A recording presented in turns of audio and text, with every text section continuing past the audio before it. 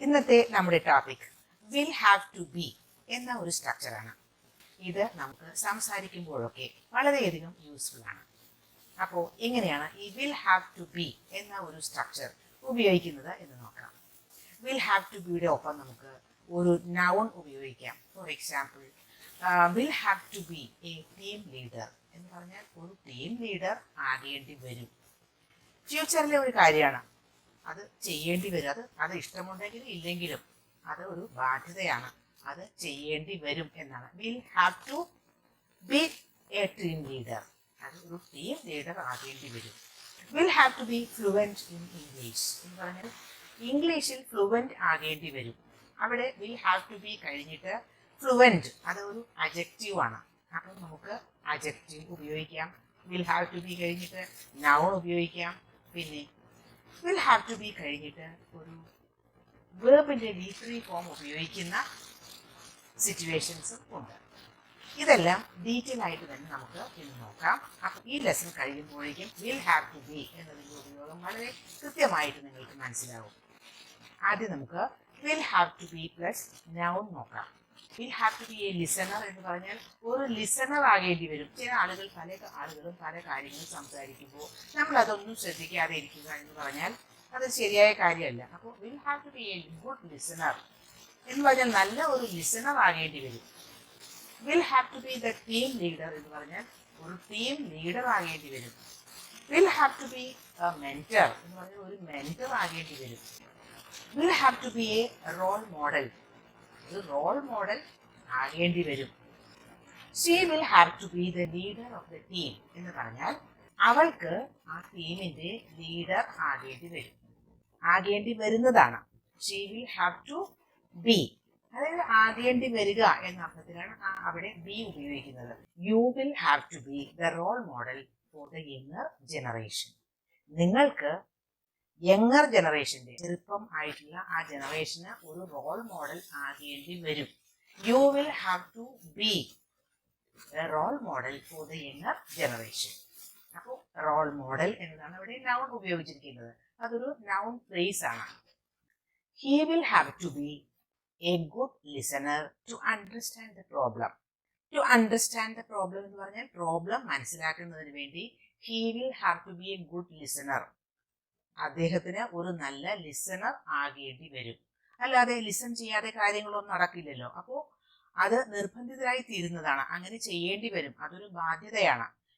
He will have to be a good listener.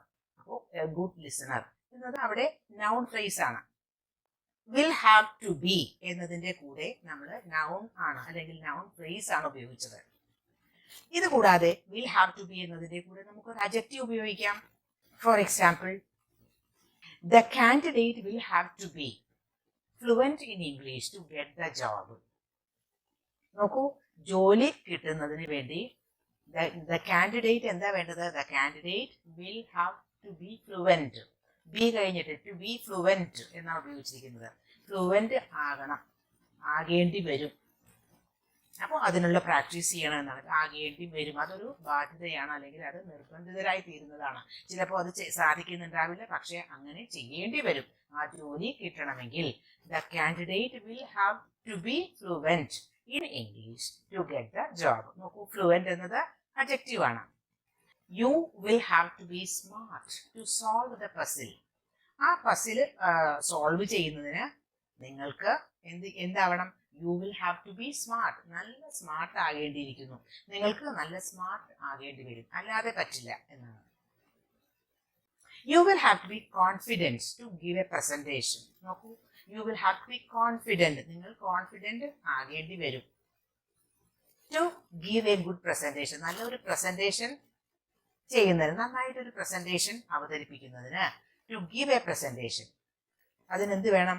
U will have to be confident. നിങ്ങൾ confident ആകേണ്ടി വരും, അല്ലാതെ confidence ഒന്നും ഇല്ലാതെ അത് നടക്കില്ല. You will have to be confident. നോക്കൂ, കോൺഫിഡൻറ്റ് എന്നത് അഡ്ജക്റ്റീവ് ആണ്.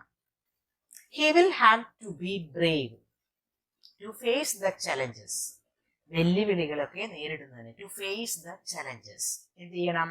He will have to be brave he will have to be brave. നോക്കൂ, ബ്രേവ് എന്നത് അഡ്ജക്റ്റീവ് ആണ്. അപ്പോൾ അങ്ങനെ ചെയ്യേണ്ടി വരും എന്നാണ് ഇതിന്റെയൊക്കെ മീനിങ്. ഫ്യൂച്ചറിൽ ഇനി വരാനിരിക്കുന്ന ഒരു കാര്യമാണ്. He will have to be brave. നോക്കൂ, ബ്രേവ് അഡ്ജക്റ്റീവ് ആണ്. He will have to be confident എന്ന് പറയുമ്പോൾ കോൺഫിഡന്റ് അഡ്ജക്റ്റീവ് ആണ്. He will have to be courageous എന്ന് പറയുമ്പോൾ അതും അഡ്ജക്റ്റീവ് ആണ്. അപ്പോൾ he will have to be എന്ന് കഴിഞ്ഞിട്ട് നമുക്ക് ഒരു അഡ്ജക്റ്റീവ് ഉപയോഗിക്കാം. അങ്ങനെ ആകേണ്ടിയിരിക്കുന്നു, ആ ഒരു ക്വാളിറ്റി നമ്മളിൽ ഉണ്ടാകേണ്ടിയിരിക്കുന്നു എന്നാണ് പറയുന്നത്.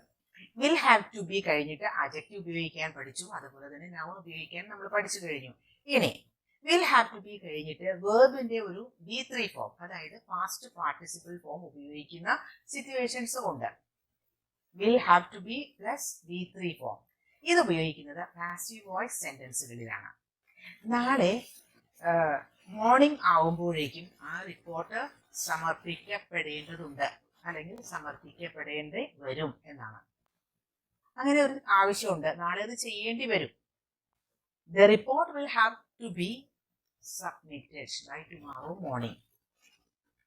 Will have to be submitted. ശ്രദ്ധിക്കൂ, വിൽ ഹാവ് ടു ബി കഴിഞ്ഞിട്ട് ഉപയോഗിച്ചത് സബ്മിറ്റഡ് എന്നത് വേർബിന്റെ പാസ്റ്റ് പാർട്ടിസിപ്പിൾ ഫോമാണ്, സബ്മിറ്റ് എന്ന വേർബിന്റെ.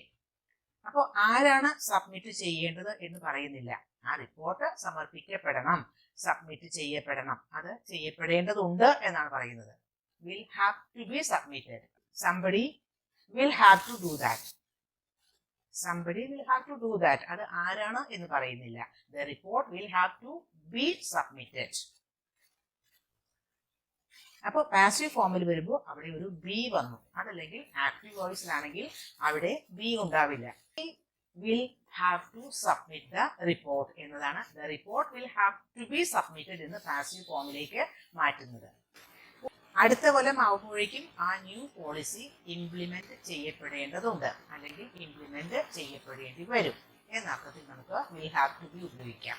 അപ്പോൾ the new policy will have to be implemented by next year. നോക്കൂ, to be implemented. To be implemented എന്ന് പറയുമ്പോൾ implemented എന്നത് implement എന്ന വേർബിന്റെ V3 ഫോമാണ്. ആ പോളിസി ഇംപ്ലിമെന്റ് ചെയ്യപ്പെടേണ്ടതുണ്ട് എന്നാണ് പറയുന്നത്. അത് അടുത്ത കൊല്ലത്തെ കാര്യമാണ്, ഫ്യൂച്ചറിലെ കാര്യമാണ്. അപ്പോൾ അതുകൊണ്ടാണ് ഈ വിൽ അവിടെ ഉപയോഗിക്കുന്നത്. അപ്പോൾ വിൽ ഹാവ് ടു ബി എന്ന് ഉപയോഗിക്കുന്നത് ഒരു ഫ്യൂച്ചർ നെസസിറ്റി അല്ലെങ്കിൽ ഒബ്ലിഗേഷൻ കാണിക്കാനാണ്, അതല്ലെങ്കിൽ നമ്മൾ എക്സ്പെക്ട് ചെയ്യുന്ന ഒരു കാര്യം കാണിക്കാനാണ്, അതല്ലെങ്കിൽ നമ്മുടെ ഒരു റിക്വയർമെന്റ്. ഇപ്പോൾ നന്നായിട്ട് ഫ്ലുവൻ്റ് ആവണം, ആ ജോലി കിട്ടണമെങ്കിൽ എന്ന് പറയുമ്പോൾ അതൊരു റിക്വയർമെന്റ് ആണ്.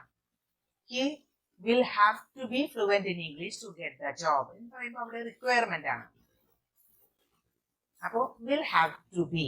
അത് കഴിഞ്ഞിട്ട് നമുക്ക് ഒരു നൗൺ ഉപയോഗിക്കാം, നൗൺ ഫ്രേസ് ഉപയോഗിക്കാം, ഒരു അഡ്ജക്റ്റീവ് ഉപയോഗിക്കാം, അതല്ലെങ്കിൽ ഒരു വേർബിന്റെ V3 ഫോം ഉപയോഗിക്കാം. അപ്പോൾ ഇതെല്ലാം വിൽ ഹാവ് ടു ബിയുടെ ഡിഫറെന്റ് യൂസസ് ആണ്. പല ഡിഫറെന്റ് സിറ്റുവേഷൻസ് നമുക്ക് ഉപയോഗിക്കാമെന്ന് മനസ്സിലായല്ലോ. അപ്പോൾ ഇതൊക്കെ കോൺവെർസേഷനിലൊക്കെ ഇൻക്ലൂഡ് ചെയ്യാൻ ശ്രമിക്കുക.